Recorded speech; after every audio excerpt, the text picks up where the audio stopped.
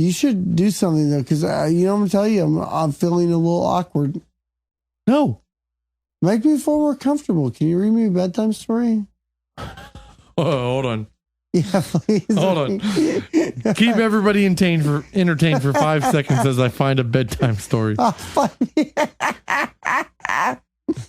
What is it? All right, I'm going to walk you through what's happening. So I'm laying in my sleep shorts and my white t-shirt. I'm laying on my plastic, like, rolly chair thing. My feet are in the rolly chair. The mic is down by my face. I don't know why I fucking have a beer. I have a beer next to me. Wait, hold on. Are you drinking my beer? You son of a bitch. Well, whenever you need one, let me know and I'll pass you the one I'm drinking. Okay, so what do we want to do? We want to do adventure, animal, fairy tales. Oh, can we do a choose your own adventure? Please. Well, no. Please. Not. Please. Stop kicking your feet like a baby. Please, Daddy. Pick one. It's not a choose your own adventure, but I will let you pick which one. No, but I want an adventure. I want to choose where I go. Do a choose your own adventure. Okay, let me find a choose your own adventure. Please. This is going to be welcome to the Crash Cast. See, Cyril earlier tonight thought we were going to have a bunker cast. Yeah, I wanted to crawl into JC's bunker and prepare for the end of the world, but he wasn't hearing it. It was a fun idea, but now I'm like all in on the Crash Cast because I'm probably going to fall asleep in like 5 seconds. How do you spell adventure? How many J's are in adventure? None. ADVENTURE. You know what you could do now that you're on the ground? You could still crawl into the bunker. You could what? You could crawl into the bunker. And that would do it? I don't know what that would do, but then you could call it a bunker cast. Well, that's exciting. Yeah, I mean, like, you know, not really. Okay, choose your own adventure. Yes. .com. 5 story games for new users. So, okay, we're going to go off this. Do you want to do Snow, Ground Zero, Eternal, The Price of Freedom, Innocence Lost, or Ulysses, the Pegasi Incident?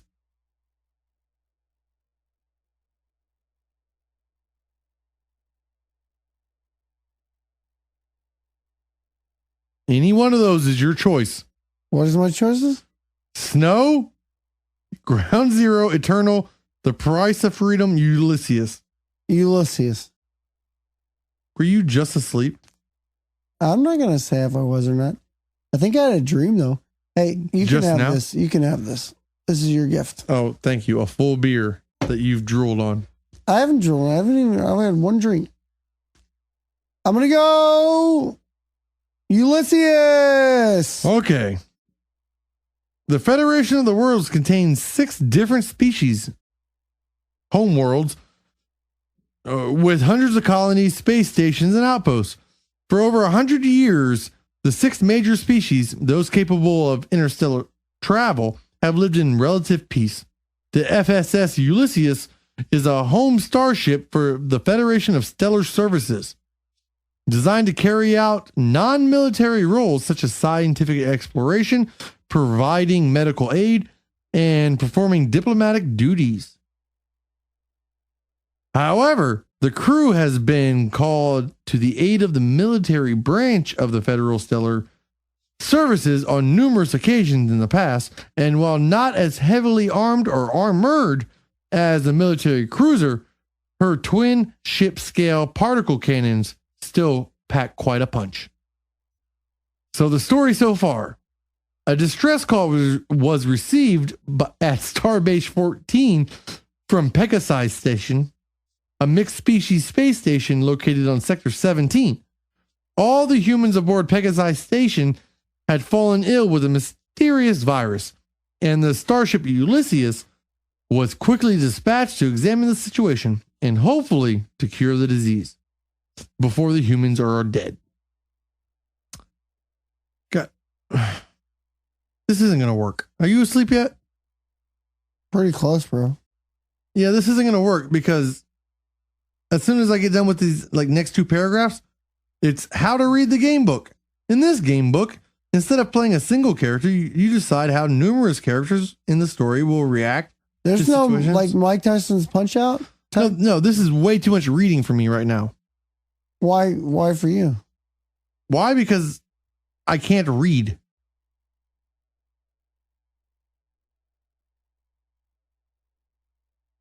Thank you for calling me out. What the fuck are we doing right now? I'm fucking doing a crash cast. You want to wrap this up? No, I'm doing a crash cast. I'm not going to read you. I'm going to read you like a Hansel and Gretel bedtime story, not something we have to play on with fucking interstellar species. Fuck you're fucking talking about right now. Well, you told me to find you a fucking goddamn gobbledygook. You told me to find you a fuck to sleep. It's a fucking crash cast. What the fuck do you expect out of a crash cast? You told me to find you. Think I'm gonna fucking wrap it up with you? I'm gonna fall the fuck asleep on a crash cast. You want a fucking crash cast? Prost! Salute! No, it's not over. All right, we're doing a fairy tale. Read me a bedtime story, Daddy. We're doing fairy tale, scary. All right, I'll let you pick. When the shadows come, the skull tree, or the witch's messengers. I would like the witch's messengers. So this one has no interaction, and hopefully we don't have to explain an entire Starfleet's fucking structure. The wind blowed. Don't listen to him. It's a Starfleet. The wind blowed in Maria's hair. It reminded her of the curse. She struggled on in the wind, almost knocking her over the edge. Thalia, she cried, before stumbling on a pebble. Thalia! Maria was looking for her long-lost daughter, and a fortune teller had told her to seek her at the Bloodhurst cave.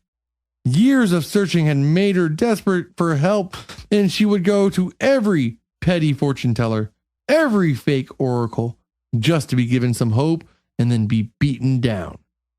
This was her last chance. Suddenly, a distant Maria spotted a plume of red smoke. Thalia, she cried, and began to run.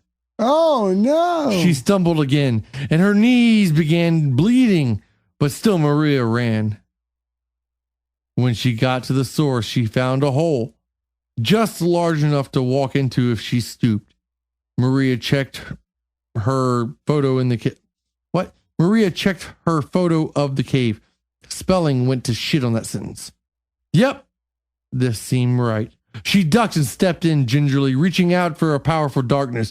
She peered behind her. The cliff-faced, scurrily ridge lay behind her. Maria shivered and carried on forward. Thalia! She whispered loudly. Silence. Maria bit her lip and began to run. Her knees hurt and she was tired, but Maria was impatient. She kept bumping into the walls until she found what she was looking for. In a large room, deep inside a cave, on top of a ridge that was 10 miles high, traveling on foot and horse, donkey and carriage, she had made it. In the room, there was a witch. Lightning blood red candles whilst chanting strange words. The witch didn't look up as Maria stepped into the pale light. "Yes?" asked the witch in a young voice. "Beg me pardon, ma'am? I do not speak that language," Maria said, uncertainly. The witch laughed in a high, brittle laugh. "Of course you do not, child. Here is a potion that will make her wake." Are we hit approved? The what? Hello? JC? What's up, dude? What'd you say? I said I'm pick the one. I'm pick the one with the least popular fucking thing. Okay. Through there, she pointed behind her. Maria stepped into a tiny door, only just wide enough to let her through. In the room, there was a stone bed.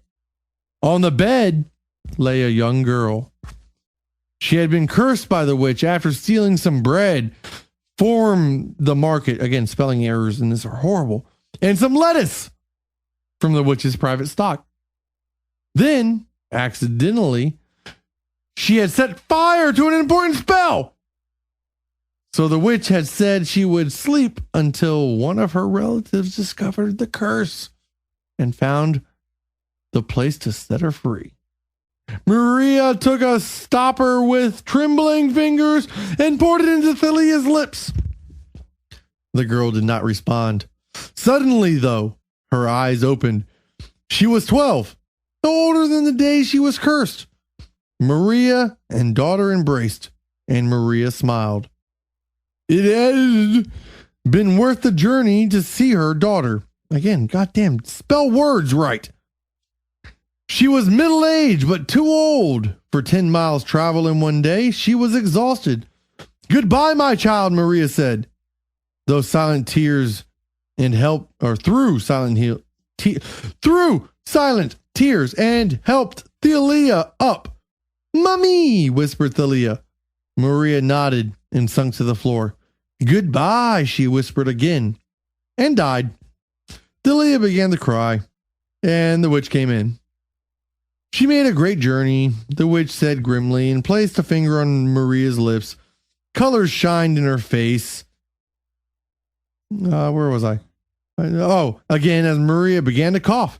Life, said the witch. Quietly, and disappeared suddenly. On the floor lay a pile of robes. On top, a piece of paper. Maria opened it and read with a trembling voice to Thalia. It read, Dear Maria and Thalia, you have passed my test and proved yourselves worthy. You are witches of the highest kind, the ones who are noble and truthful. You must return to this place once a year and light the red candles, and then you will discover the truth each time. Your first truth lies here, on the back of this note. Turn the note over. This witch is very explicit. Maria turned the paper, and both women's faces filled with wonder. For on the back it said in curled writing, Have hope, have children, have the noble king, and rise once more. Find the great cavern, wake him, and he shall lie there, grow dusty. Find him, the children. Find him when he is needed and called. I feel whoever was writing this got drunk towards the end of this. He shall sleep. Find him or forever bear the burden. For you are Queen Yalishkis, messengers to the Queen of the Witches. That is truth. Awaken, great king, known as King Liar. Lishkishkashkulishkish, King of the Centaurs, King of the Elves, King of Men. Now go to bed, my children, because that story is over.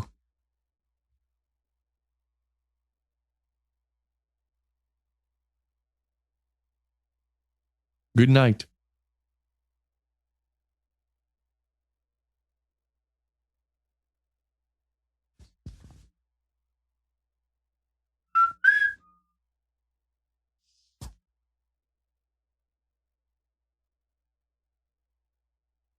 So JC's apparently sleeping at this point. Oh yeah, I can go to sleep anywhere, dude. No, you're awake. I can go to sleep anywhere, anytime, any place.